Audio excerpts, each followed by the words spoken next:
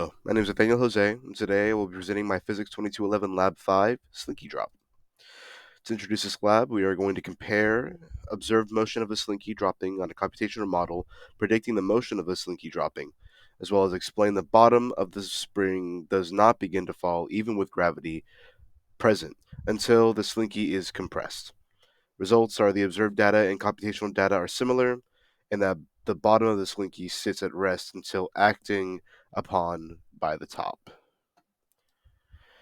So the fundamental principles we'll be exploring in this lab are Newton's second law, which states that the rate of change of momentum on an object is directly proportional to the force applied on that object, or F equals ma, and that unbalanced forces acting on an object means non-zero force. We'll also be observing gravitational force. Force gravity equals negative mass times gravity times j hat. You can see here. We'll also be observing drag force, where drag force is equal to this proportionality constant times the absolute value squared of the object's speed times the velocity's direction, or v hat.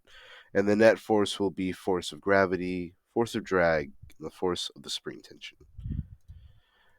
For the setup, the details are the slinky is held above the ground at rest and it is let go to fall freely. Once released, the motion is tracked frame by frame. For this, 300 frames per second.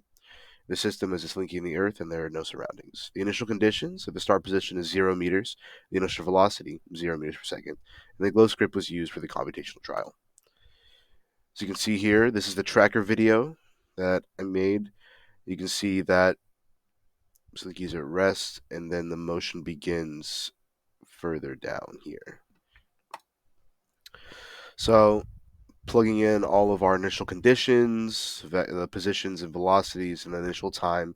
Gravity, of course, is 9.8 meters per second. And then, as you can see, we have our equations for gravity and tension, net force, and the velocity update and position update formulas seen here. So both graphs here, both lines here, show that the slinky was let go to free fall. The bottom stayed stationary in the air here, while the top fell. But once the top compressed, the bottom, they both fell to the ground, as you can see here in the graph. So it was initially assumed that the slinky, when let go, would fall due to gravity. However, an interesting observation was made. Only the top part of the slinky fell, while the bottom remained stationary.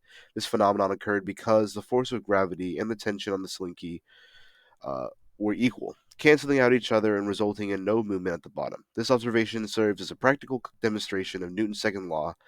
With this understanding, a position versus time graph was essential and accurately depicts the substantiate these findings.